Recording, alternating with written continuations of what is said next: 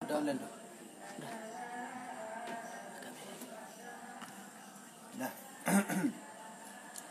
A'udzu billahi minasyaitonir rajim. Bismillahirrahmanirrahim.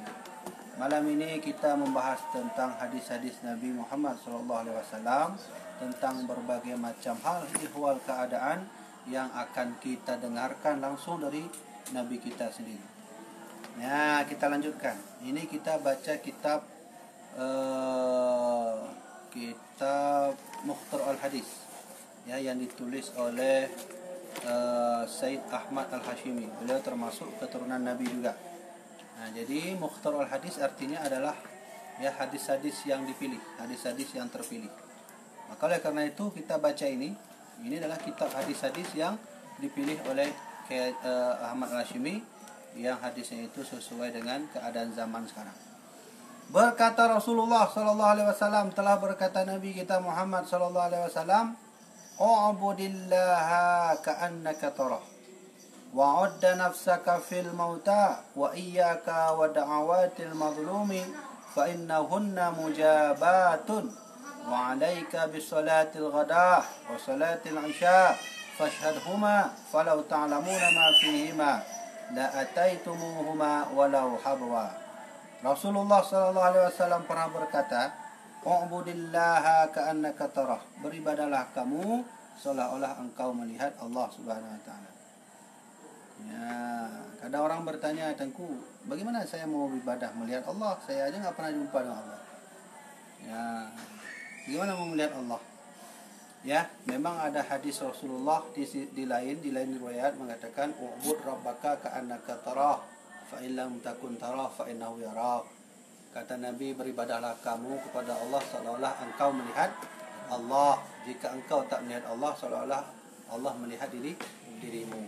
Jadi, ini tak bahas lucu dah. Nah, pada buah ilmu yang kita cok dalam hadis ini. Dikira Rasulullah bahawa beribadahlah kamu seolah engkau melihat Allah. Apakah beribadah itu solat aja? Tidak. Jual beli termasuk ibadah.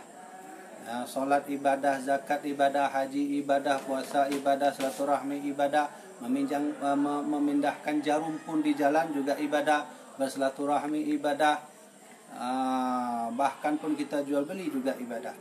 Maka kata Rasulullah, ketika engkau beribadah, engkau harus seolah-olah melihat Allah Subhanahu wa taala.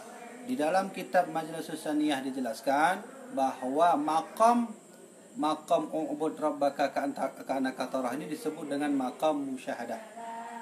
Dia ada beberapa tingkat cara orang melihat Allah. Coba dengarkan baik-baik. Ini perlu kita jelaskan. Ada beberapa tingkat cara seseorang hamba melihat Allah. Yang paling tinggi adalah tingkat maqam musyahadah. Nah, dalam kitab Majlis Saniyah menjelaskan bahawa maqam yang paling tinggi seorang hamba melihat Allah adalah dengan maqam musyahadah. Sebelum kita membahas itu, orang bertanya, "Tengku, bagaimana cara melihat Allah?"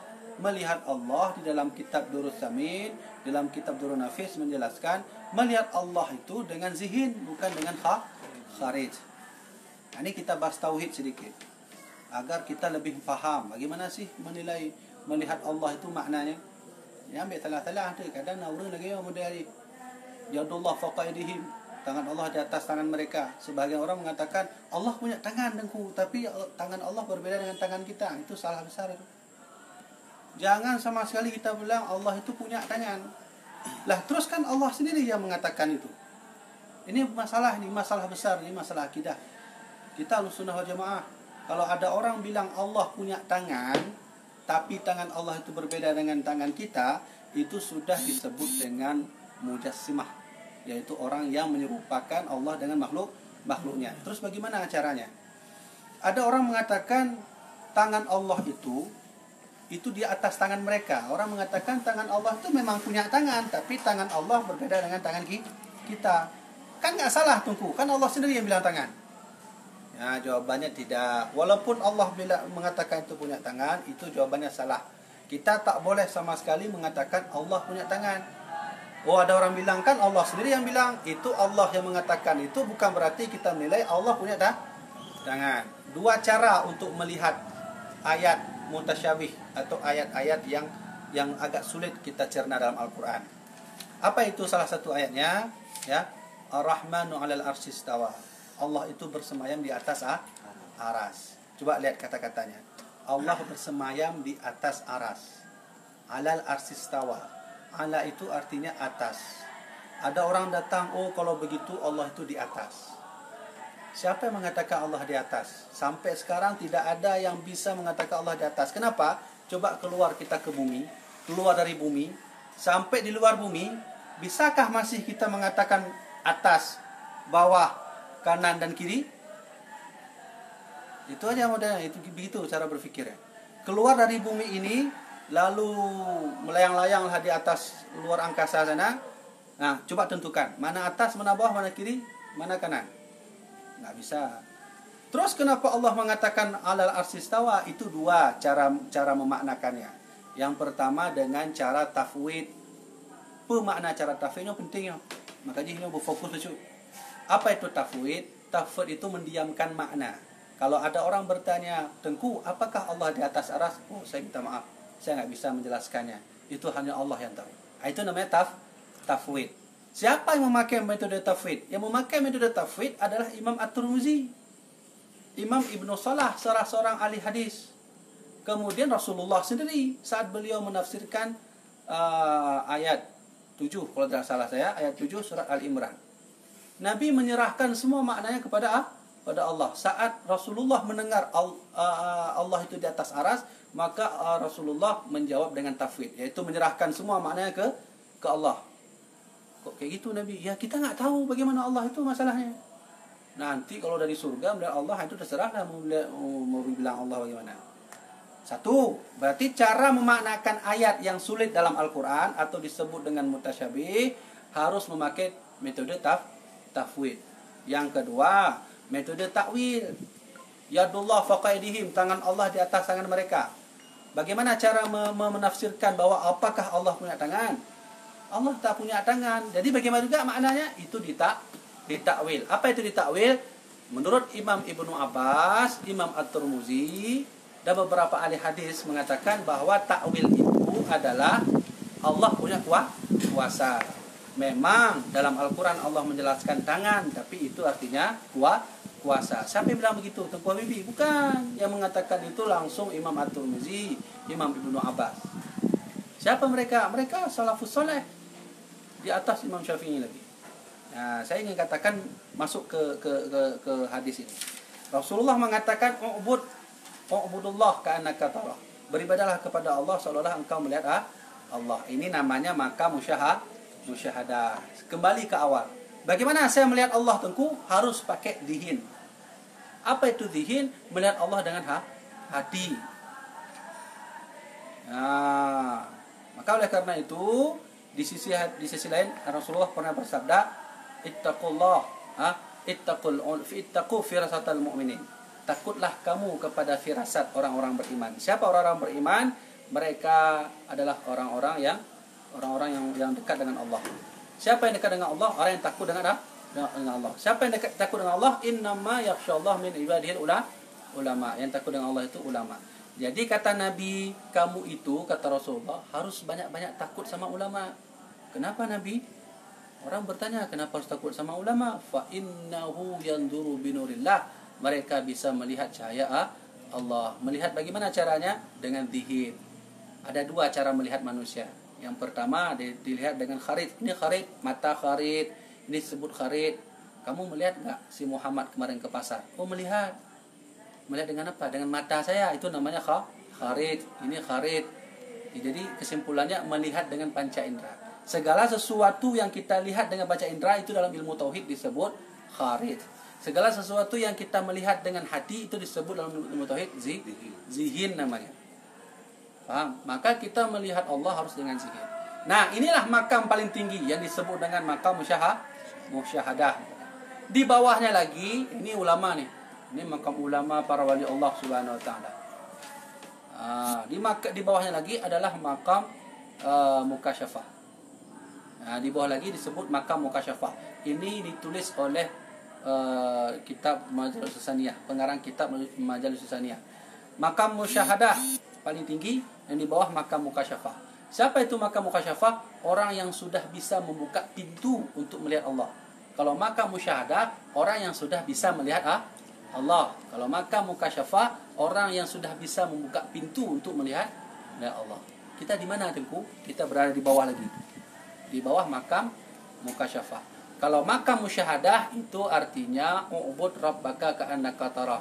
Beribadahlah kepada Tuhanmu seolah engkau melihat Allah. Itu makam musyahadah.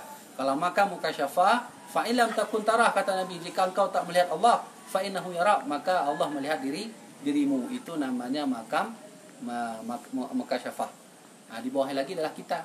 Apa itu kita? Belajar untuk membuka pintu. Faham?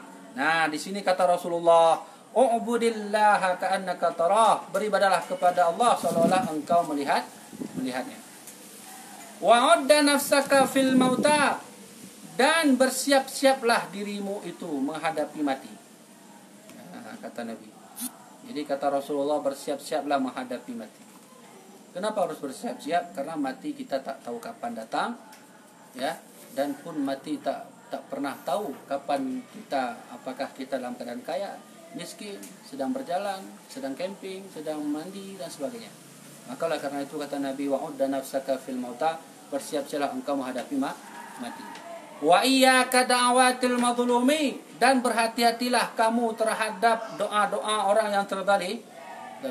Nabi menyuruh kita untuk hati-hati menghadapi doa-doa orang terzalim. Orang kalau sudah terzalimi, dia berdoa kepada Allah, ya Allah hancurkan mereka. Itu hati-hati. Siapa sih orang-orang yang terzalimi itu? Orang-orang yang merasa dirinya disiksa, baik batin ataupun fisiknya.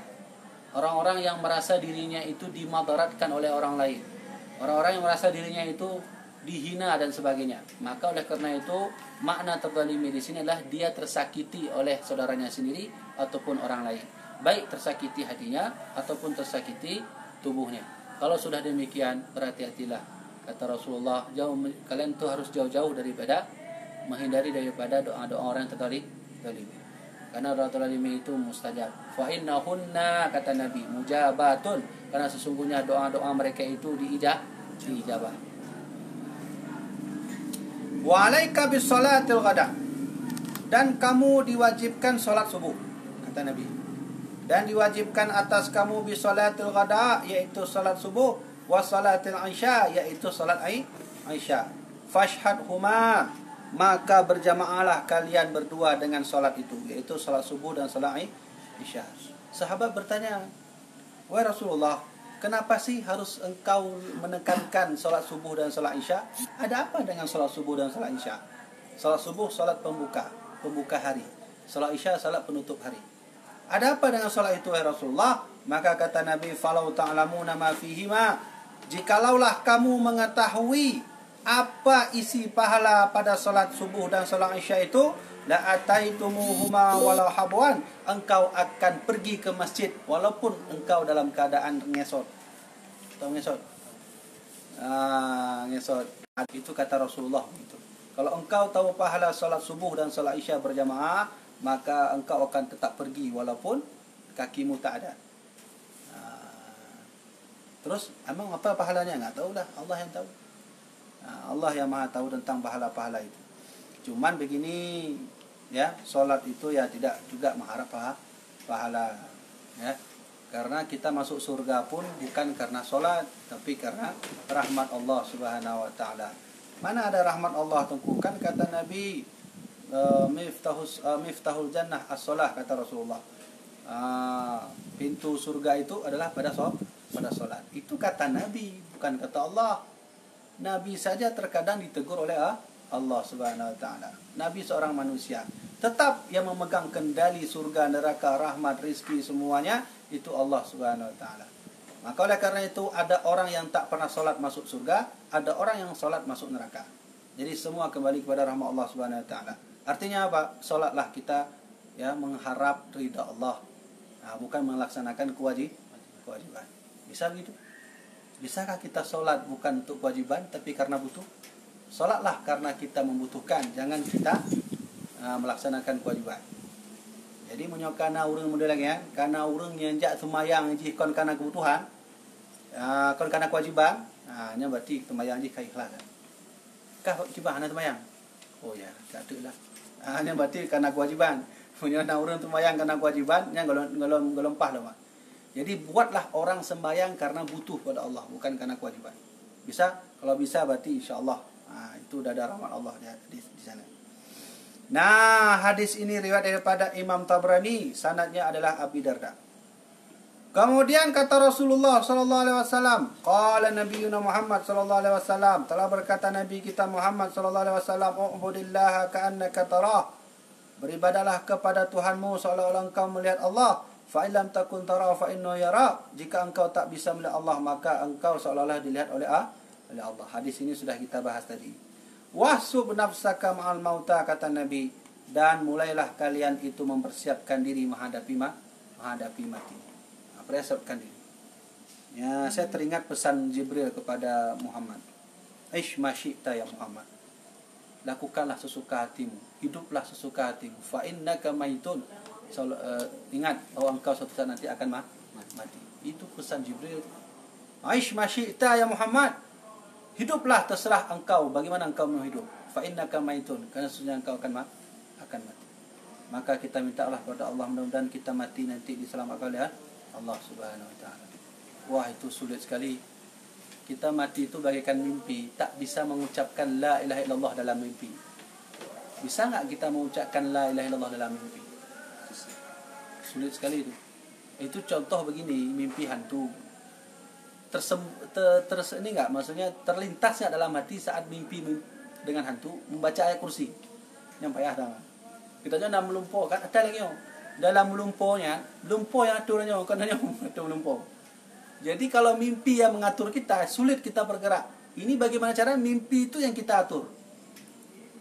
Ini sedang mimpi lah, kita ke Amerika lah bentar. Bisa nggak begitu? Nah, itu mati begitulah. Mengucapkan la ilaha illallah itu sulit sekali. Man qala akhirul kalam la ilaha illallah dakhala jannah. Siapa yang akhir hayatnya dia mengucapkan la ilaha illallah, maka dia masuk surga. Itu kata Rasulullah sendiri. Maka oleh karena itu minta kepada Allah, mudah-mudahan kita ini ya diselamatkan nanti di dalam kuburan di akhirat. Nah, itu kata Rasulullah, wasub nafsaka ma'al mauta, dan mulailah kalian itu memperkirakan diri kalian, mempersiapkan diri kalian saat menghadapi mati. Wattaqi da'watal madlum, dan takutlah dengan doa-doa orang yang terzalimi. Fa innaha mustajabatun, karena sesungguhnya doa orang terzalimi itu akan diijabah oleh Allah Subhanahu wa taala. Hadis ini sama seperti hadis yang di atas tadi. Cuman beda riwayat. Hadis yang di atas tadi adalah riwayat Imam Tabrani, sanadnya Abi Darda. Hadis yang bawah adalah riwayat Abu Nuaim, sanad daripada Zaid bin Arqam. Ya, itu sama maknanya. Kemudian kata Rasulullah, "Ubudur Rahman." Beribadahlah kamu kepada Allah Subhanahu wa taala. Wa atmi'u wa at'imut ta'ama, dan makanlah makanan-makanan, wa afshus salama, dan sebarkanlah salam, tadkhulul jannata bisalamin, niscaya engkau akan masuk surga dengan selamat. Bagaimana Tengku saya ingin masuk surga? Oh, gampang. Beribadah kepada Allah, makanlah makanan yang diridai oleh Allah, wa afshus salam, dan sebarkan salam, kemudian insyaallah masuk surga. Berarti 3. Ya, di sini ya. Nah, beribadah kepada Allah, makanlah makanan yang halal, wafshus salam, dan sebarkan salam. InsyaAllah kalau 3 itu bisa kita lakukan, kita masuk surga. Ya, kan? Wa at'imut ta'ama wafshus salam, berikanlah salam pada orang. Bagaimana cara memberikan salam? Berikanlah salam yang lengkap. Assalamualaikum warahmatullahi wabarakatuh. Ya, Tengku saya ingin mengucapkan salam assalamualaikum saja, boleh? Tak masalah. Ini perlu diluruskan. Kadang ada orang mengucapkan salam alaikum. Salam kagadoh nanti. Jadi bak Assalamualaikum ando ijo. Waktu tamu rumah gua Assalamualaikum. Nah, itu mana begitu deh. Assalamualaikum, mim lam kaf mim. Assalamualaikum. Salam yang paling singkat itu assalamu alayka. Dah habis. Assalamualaikum itu salam paling singkat. Kalau paling lengkap assalamualaikum warahmatullahi. Yang paling lengkap lagi assalamualaikum warahmatullahi wabarakatuh. Nah, itu paling lengkap lagi. Tapi kadang kita lewat motor dengan teman itu kan payah sekali. Assalamualaikum warahmatullahi wabarakatuh udah lewat dia. Maka assalamualaikum saja. Ya, ini ulang-ulang ada yang kadang lagi yang untuk Assalamualaikum. Yang jawabnya lengkap, yang memberikannya singkat. Assalamualaikum. Kita jawabnya Waalaikumsalam. Maunya kita singkat juga. Assalamualaikum. Malam. Lagi tu. Ya. Semua biasa banyak salam. Ya, jadi salam. Jadi harus lengkap. Kenapa lengkap? Biar dapat pahala. Menjawab salam bukan pahala. Ya, gitu ya. Sudah. Hadis ini daripada Imam Tirmizi daripada Abu Hurairah. Kemudian kata Rasulullah sallallahu alaihi wasallam, "I'tadilu fis sujudi," kata Nabi. Luruskanlah dalam sujud itu. Wala yabsutu ahadukum, dan janganlah engkau membentangkan ya ahadukum salah satu di antara kalian dira'aihi, dua lengan. In bisatal kalbi, seperti mana anjing membentangkan lengannya. Nah, ini Nabi mengajari sujud nih. Hadis ini Nabi mengajari sujud yang betul. Bagaimana cara kita praktik itu? Jangan sujud tuh begini. Seperti anjing. Nah, bagaimana sih anjing kalau duduk bagaimana dia kalau duduk? Ini hadis ini tentang sujud. Nabi mengajari kita cara bagaimana sujud yang betul. Jadi cara sujud yang betul itu jangan ini taruh di sini. Lagi apa? Itu lagi apa ya? Itu jangan begitu. Itu kata Rasulullah, in basatul kalbi, itu seperti kita sujud seperti anjing. Jadi gimana juga tengkung? Ya, taruh sini. Karena anggota sujud ada beberapa buah. Telapak tangan. Waktu sujud, telapak tangan harus kena semua. Kening, ini harus kena. Hidung harus kena. Kemudian lutut juga harus kena. Kemudian terakhir adalah ujung telapak kaki. Ujung jempol. Ujung jempol dan yang jari sebelah jempol apa? Jari apa? Tunjuk jempol apa? Apa istilahnya itu? Itu dia. Itu harus kena sujud. Kalau nggak kena bagaimana? Kalau nggak kena begini nanti kata Rasulullah, in basatul kalbi, dia seperti sujud seperti anjing. Jadi kata Rasulullah, yang tadilu fi sujudi, luruskanlah dalam sujud itu. Bagaimana cara lurus? Wala yabsatu ahadukum, janganlah engkau membentangkan lengan. Membentangkan lengan ini taruh di lantai. Taruh di lantai. Kemudian zira'ihi, yani membentangkan lengan. Ya, in basatul kalbi, seperti mana anjing membentangkan tangannya. Jadi sujud begini aja. Ya, sujud. Paham kan? Nah, ini hadis ini tentang sujud. Hadis ini daripada Imam Al-Bukhari. Hadis sahih ya. Kemudian kata Rasulullah sallallahu alaihi wasallam, ada aduka. Ini penting ya. Ini bagi urung kami menikah yang penting nih. Tentu kami belum menikah, berarti penting juga siap-siapkan diri. Coba dengar baik-baik ya. Rasulullah pernah bersabda, ada aduka. Ya. Musuh yang paling berbahaya di antara musuh-musuhmu itu, kata Nabi, zaujatuka, yaitu pada istrimu sendiri. Itu bahaya itu. Coba dengar kata Nabi. Ada aduwuka zaujatuka, musuh yang paling besar, yang paling berbahaya musuhmu itu, kata Rasulullah, zaujatuka, istrimu sendiri. Kok bisa begitu engkau? Allati tutaji'uka, yang engkau tidur bersamanya. Nah, itu hati-hati itu. Hadis ini singkat, Nabi tak menjelaskan apa maksudnya bahwa istri itu menjadi sebab musuh terbesar kita. Mari kita putar sejarah sedikit. Dulu itu ada menteri, salah seorang menteri, perdana menteri terkenal di Jepang, saya lupa apa namanya. Kemudian dia punya skandal dengan perempuan, akhirnya diturunkan oleh Jepang. Kemudian banyak kasus-kasus yang terjadi pada tokoh-tokoh dunia juga seperti itu. Ya, karena perempuanlah yang memegang baju seorang suami. Suami itu baik di kalangan masyarakat, menjadi buruk karena perempuannya.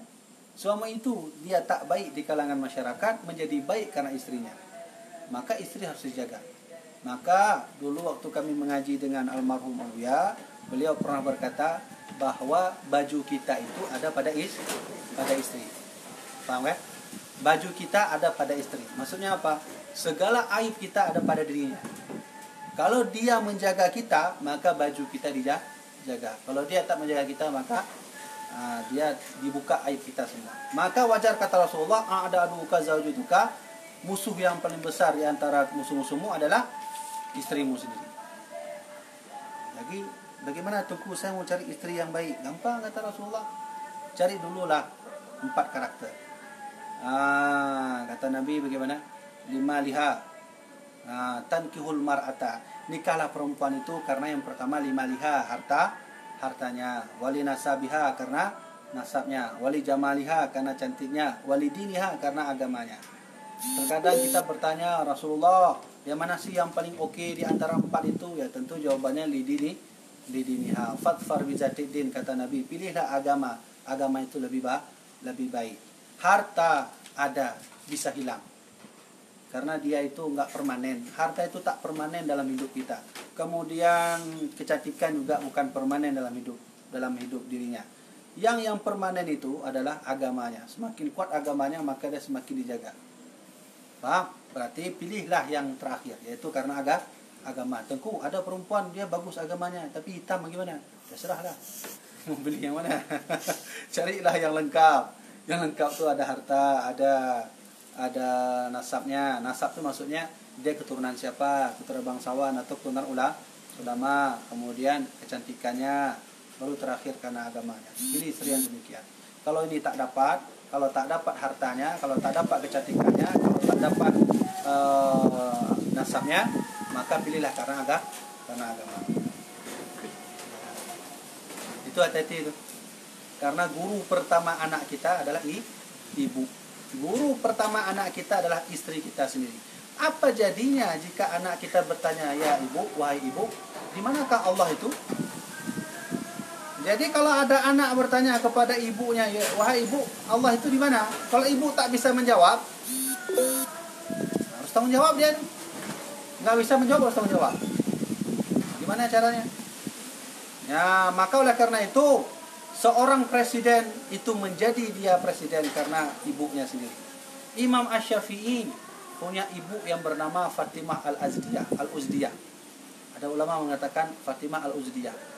Coba lihat, Imam Syafi'i ditinggal oleh ayahnya. Beliau umur berapa tahun tuh ditinggal oleh ayahnya? Siapa yang didik beliau? Yang didik beliau ibunya. Coba setingkat Imam Syafi'i, yang didik ibunya menjadi seorang ulama besar. Tengku kan didik gurunya. Iya, dari bermula ibunya. Suatu hari Imam Syafi'i ke pasar. Beliau menghafal, beliau melihat ada banyak pesyair-pesyair datang ke pasar. Mereka bersyair semua. Imam Syafi'i tertariklah dengan syair itu. Dihafal semua Imam Syafi'i. Imam Syafi'i ini yang paling, beliau punya kelebihan beliau itu, apa yang dibicarakan oleh orang di depannya itu dihafal langsung. Maka beliau pernah berkata, saya takut masuk pasar, karena kalau saya masuk pasar, itu perkataan orang pasar akan terhafal semua ke otak saya. Imam Syafi'i. Maka beliau nggak pernah masuk pasar. Nah, di suatu hari beliau ditegur oleh ibunya. Engkau hidup di dunia ini apa ingin menjadi seorang penyair atau ingin menjadi seorang ulama? Saya ingin jadi seorang ulama, ibu. Kalau begitu jangan pulang ke rumah, cari guru.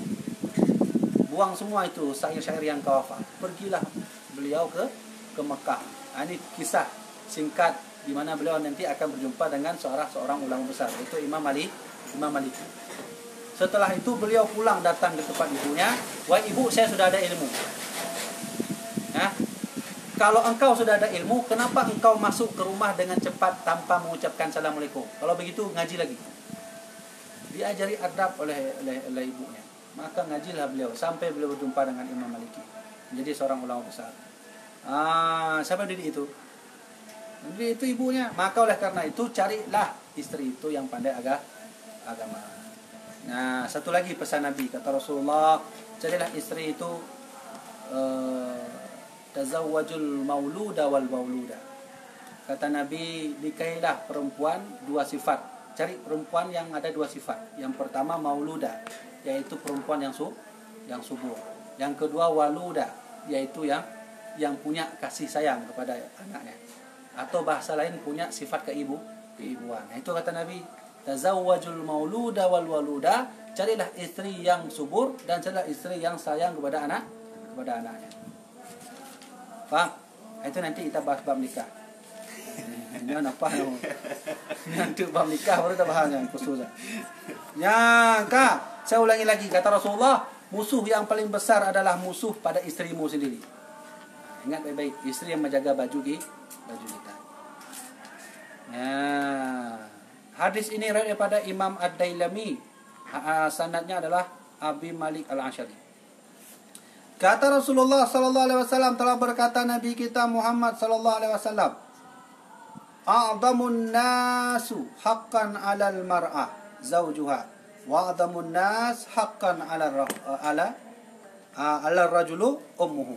Kata Nabi, ya, seagung-agung manusia menghormati bagi seorang perempuan adalah suaminya. Maksudnya ada satu orang yang istri harus menghormati, yang harus dihormati di atas hormat-hormat yang diberikan pada orang lain. Siapa itu? Suaminya. Nah, saya ingin katakan bahwa istri itu harus menghormati penuh pada suami. Dengku, dia kan punya mama, dengku. Ya, tapi itu dia, karena dia sudah menikah dengan kita, maka hak dia untuk menghormati kita itu semua dari situ. Nah, maka seorang istri harus menghormati suaminya. Seorang suami menghormati siapa? Ummu, yaitu ibunya. Ibu siapa? Ya ibu dia dan ibu mak tuannya lah. Nah, ibu istrinya. Nah, itu kata Nabi. Nah, kemudian kata Rasulullah SAW, atu a'yunakum haddiha minal ibadah. Kata Rasulullah, berikanlah matamu itu hak dalam ibadah. Kata Nabi, kita punya mata. Mata ini ada hak untuk ibadah. Telinga punya hak untuk ibadah. Mata juga punya hak untuk ibadah. Kita juga punya hak untuk ibadah. Badan, hati punya hak. Waktu kita ibadah, bukan hati aja yang kita latih. Mata juga dilatih. Ini kan sumber dosa nih. Ya kan? Mata sumber dosa. Telinga sumber dosa. Kepala sumber dosa. Maka oleh karena itu, ajarilah mata untuk berikan hak ibadahnya. Apa hak ibadah itu? Rasulullah menjawab, an-nadhara fis suhafi. Ya, an-nadhara fi suhafi, yaitu melihat pada Al-Quran. Sering lihat Al-Quran. Ya. Apa hak ibadah? Hak itu apa sih artinya? Apa sih obat yang harus kita berikan rutin kepada mata biar mata itu sehat selalu? Apa sih obat untuk ini? Obatnya adalah melihat Al-Quran. Tengku, apa melihat aja begini? Enggak lah, bacalah. Masa lihat aja, lihat. Ditanya sama teman, kamu kenapa? Kata Tengku habis suruh lihat. Ya udah, saya lihat aja. Sampai halaman berapa lihatnya? Mau habis sungguh. Dibaca, bukan dilihat-lihat aja. Jadi kalau untuk ingin mengobati mata, caranya adalah melihat Al-Quran. Wa tafakkura fihi. Kalau sudah dilihat Al-Quran, kalau sudah baca Al-Quran, wa tafakkara fihi. Ambil fikiran, berfikir tentang ayat. Afala yanzuru ilal ibli kaifa khuliqat. Artinya apa itu? Apakah engkau tidak melihat bagaimana unta itu diciptakan? Jadi saat kita baca ayat itu, kita harus tahu artinya. Itu pesan Nabi itu. Kalau sudah dibaca ayat, harus tahu artinya. Kemudian terakhir, wal i'tibaru 'inda ajaibihi. Kalau sudah baca Al-Quran dan lihat artinya, berfikir, duduk. Rasakanlah keajaiban yang ada dalam Al-Quran. Itu Al-Quran itu semua ajaib. Baik ajaib pada lafadznya atau ajaib pada maknanya. Coba lihat. Al-Quran membahas tentang masalah solat. Ada kalimat solat. Berapa buah kalimat solat dalam Al-Quran yang ternyata maknanya bukan solat saja. Kadang solat artinya berdoa. Nah itu. Jadi banyak. Kemudian ada ayat Al-Quran yang aneh. Misalnya seperti Allah katakan, yaj'aluna fi asabihim. Okay? Mereka diberi dakwah tapi mereka tak mau mendengar. Yaj'aluna fi asabihim, mereka jadikan jari-jari mereka ke telinga mereka. Nih gini. Artinya mereka menutup dakwah dengan telinga. Terus apakah Al-Quran salah? Coba lihat. Al-Quran mengatakan yaj'aluna fi asabihim, mereka menjadikan telinga mereka itu diselundupkan telinga jari-jari. Bagaimana menutup jari-jari ke telinga? Ini ajaib dalam Al-Quran. Ternyata maknanya, takdir maknanya bukan demikian. Di situ banyak orang. Datang seorang nabi, maka Allah mengisahkan nabi itu berdakwah kepada orang-orang itu tak mau mendengar. Maka Allah berfirman, yaj'aluna asabiahum, yaj'aluna fi asabihim. Mereka itu menutupkan jari-jari mereka pada telinga. Maksudnya begini, tapi jamak keseluruhannya. Begini dia.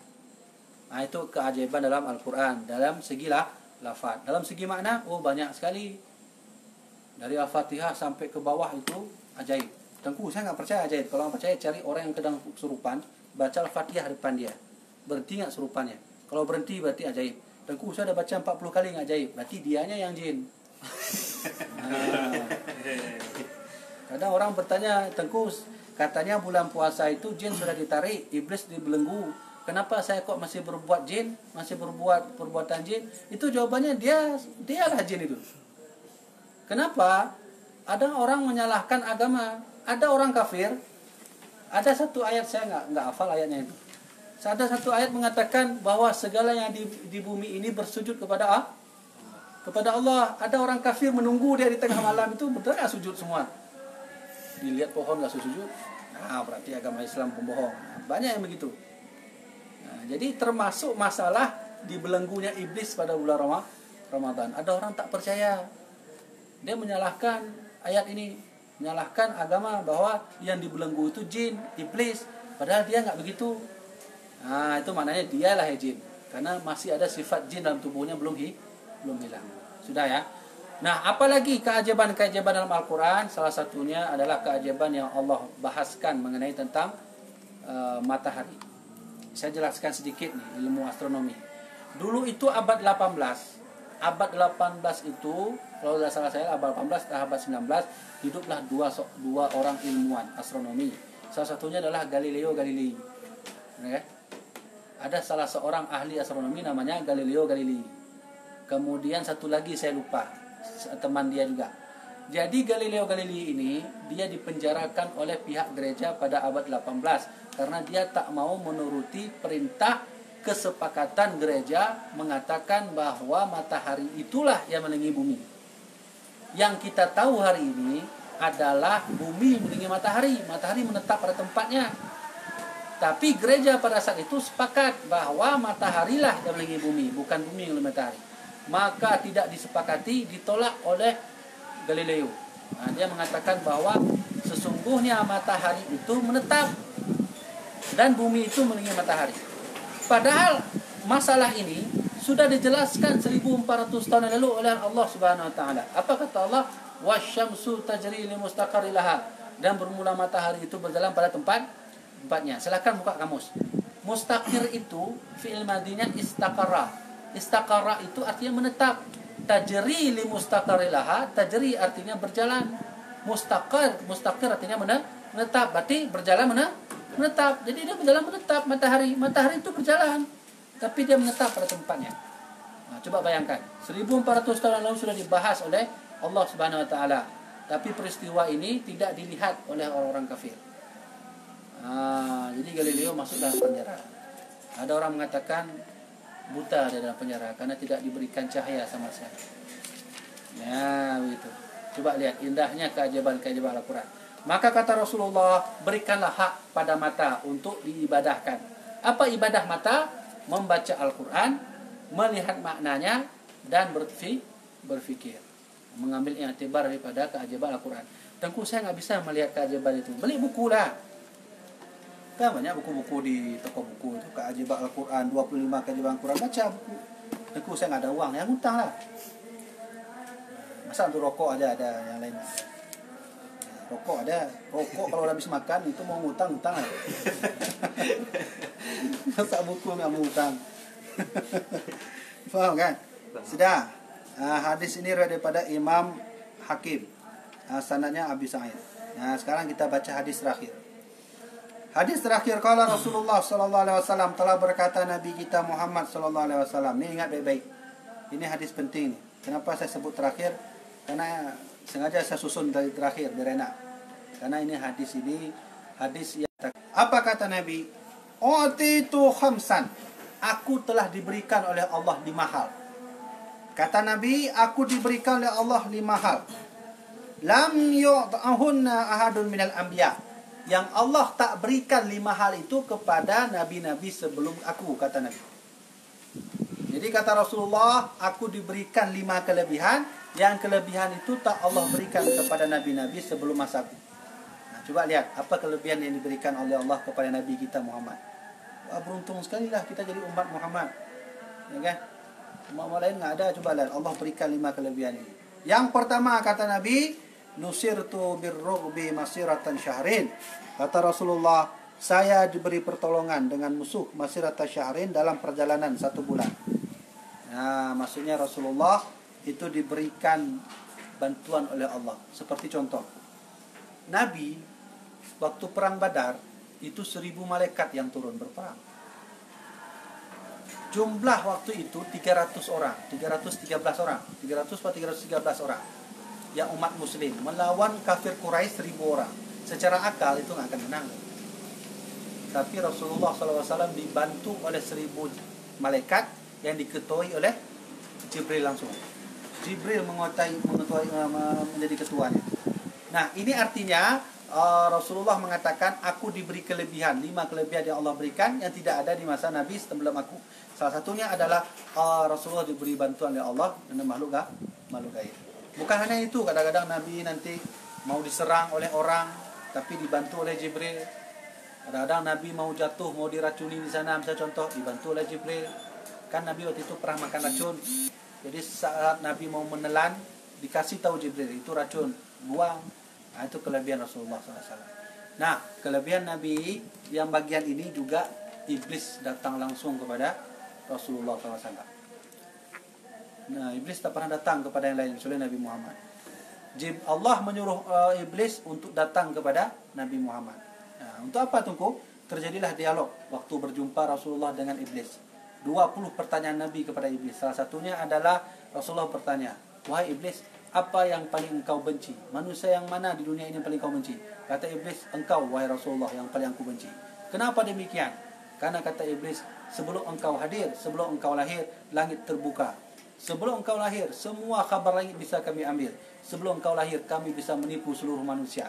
Tapi saat engkau lahir, semua pintu langit tertutup, terkunci, dijaga oleh ribuan-ribuan malaikat. Kami tak bisa naik lagi ke atas untuk mencari khabar langit. Kami berikan kepada dukun-dukun yang ada di bumi. Jadi Allah mengizinkan iblis bertemu dengan Rasulullah SAW. Itu kelebihan Rasulullah yang tidak ada pada nabi yang lain.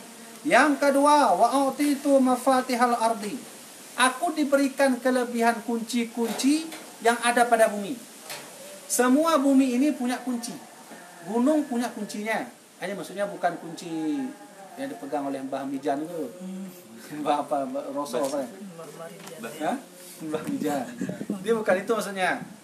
Rasulullah itu punya kunci gaib. Kemana Nabi pergi punya kuncinya. Siapa yang berikan itu? Jibril. Dari siapa? Dari Allah Subhanahu Wa Taala. Apa artinya? Rasulullah bisa melihat makhluk gaib. Rasulullah bisa tahu masa depan. Rasulullah bisa tahu nanti di kubur ini ada kejadian. Rasulullah bisa tahu bahwa kubur ini sedang disiksa. Rasulullah bisa tahu bahwa sebentar lagi akan datang bencana. Rasulullah bisa tahu sebentar lagi dan seterusnya. Berarti Rasulullah punya kunci. Segala hal yang Nabi lakukan, dimanapun Nabi berjalan, tetap Nabi punya kuncinya. Nah, itu kelebihan yang Allah berikan kepada Nabi kita yang Allah tak berikan kepada Nabi yang lain. Yang ketiga, waju'ilat li al-ardu masjidan wa tahuran.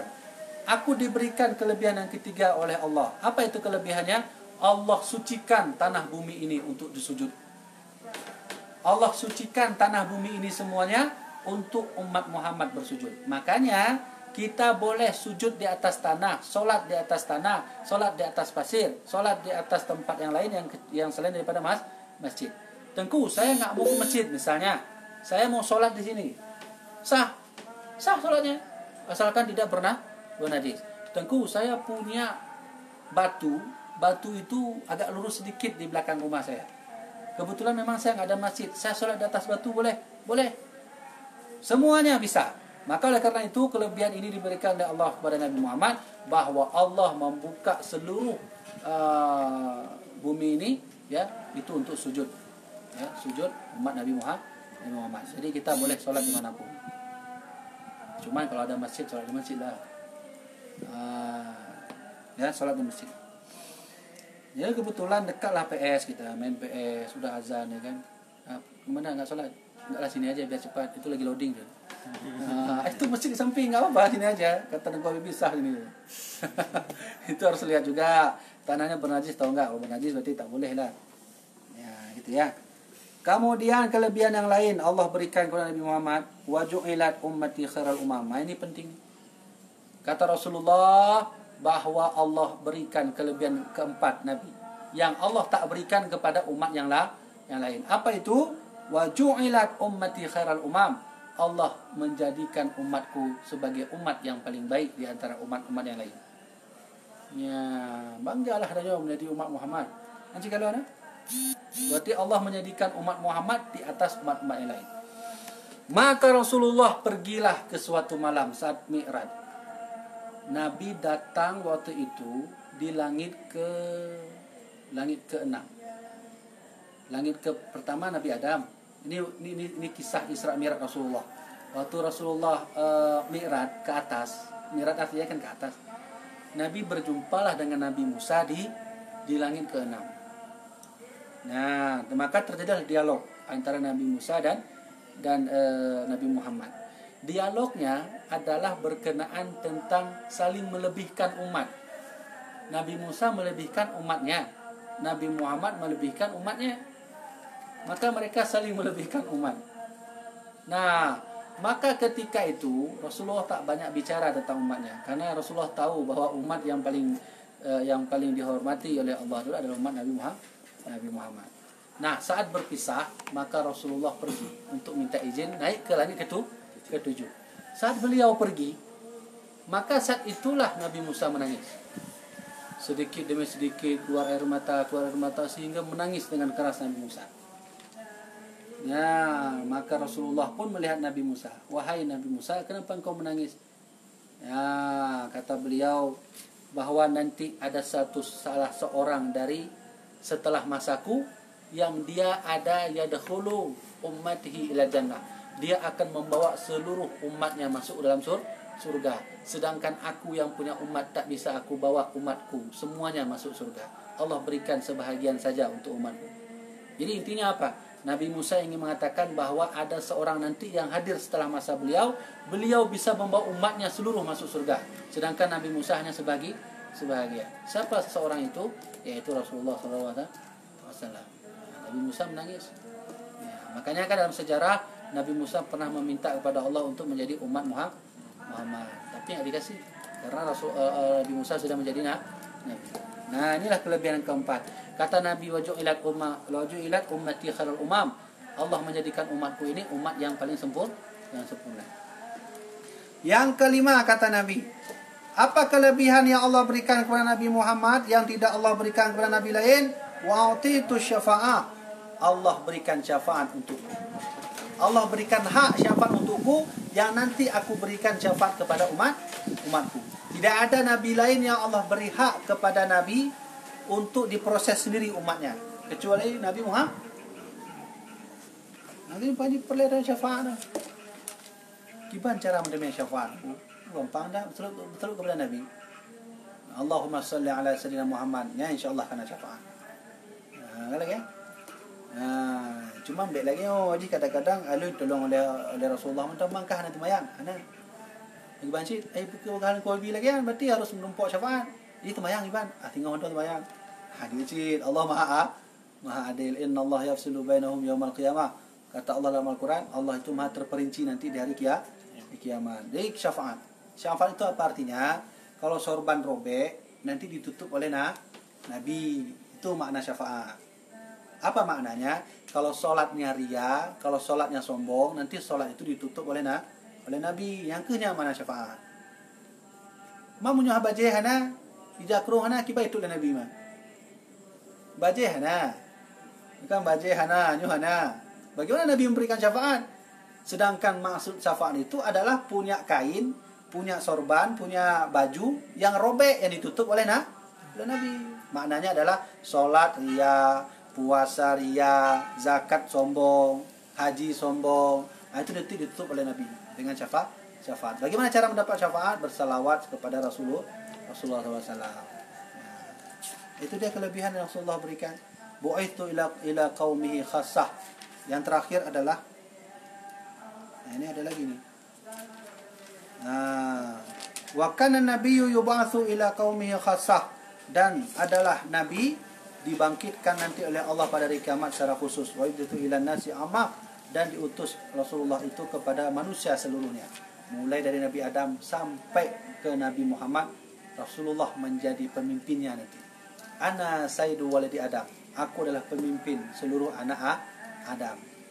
Nabi Adam punya umat, Nabi Musa punya umat, Nabi Ibrahim punya umat, Nabi Isa punya umat, Nabi Khidir punya umat. Nabi Khidir ada umatnya. Umat Nabi Khidir itulah Nabi Musa. Umat Nabi Khidir satu orang, Nabi Musa. Ya, Nabi Adam ada umatnya. Nabi Adam ada umatnya. Nabi Adam itu umatnya, itulah anak-anaknya itu. Berapa anaknya? 4, bukan 4. Bukan 4. Di dalam kitab Kasyful Ghabiyah dijelaskan saat Nabi Adam berumur 1000 tahun, hiduplah seorang nabi. Namanya Nabi Syed. Pernah dengar Nabi Syed? Waktu Nabi Adam berumur 1000 tahun, hidup seorang nabi namanya Nabi Syed. Syed bukan Syed bahasa Inggris, itu Syed bahasa Inggris beda deh. Nabi Syed. Nabi Syed ini adalah generasi terakhir Nabi Adam. Berapa udah jumlah umat Nabi Adam waktu itu? Sudah 1000 orang. Udah 1000 orang. Karena Siti Hawa kadang-kadang waktu melahirkan 4 orang. Sekali lahir 4 orang menikah, sekali lahir 4 orang menikah. Nah, itu di dalam kitab Kasyful Ghabiyah. Nah, Nabi Adam punya umat, semua punya umat. Siapa nanti yang memimpin itu semua? Rasulullah SAW. Ya. Sudah? Ya. Sudah habis sampai situ. Hadis ini riwayat daripada Imam Al-Bukhari. Ada pertanyaan? Nggak ada. Coba tanya di Facebook kan? Nah, ini kali coba.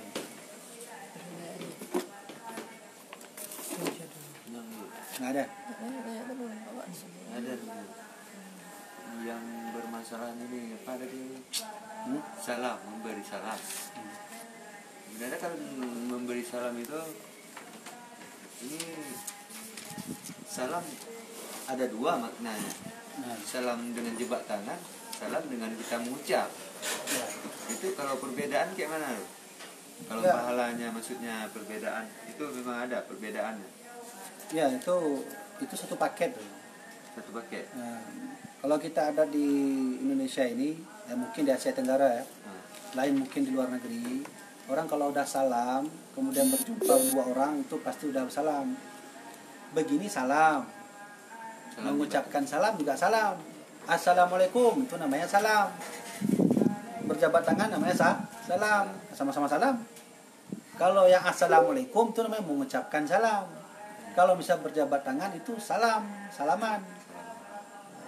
Terus apa faedahnya? Dua-dua itu ada faedahnya. Nah, kalau menjawab salam itu juga ada pahalanya. Mengucapkan salam juga ada pahalanya. Maka kalau lagi naik motor gimana menjawab tangan? Assalamualaikum aja lah. Ini menjawab tangan ini karena ada orang yang langsung berjumpa, langsung berjabat tangan.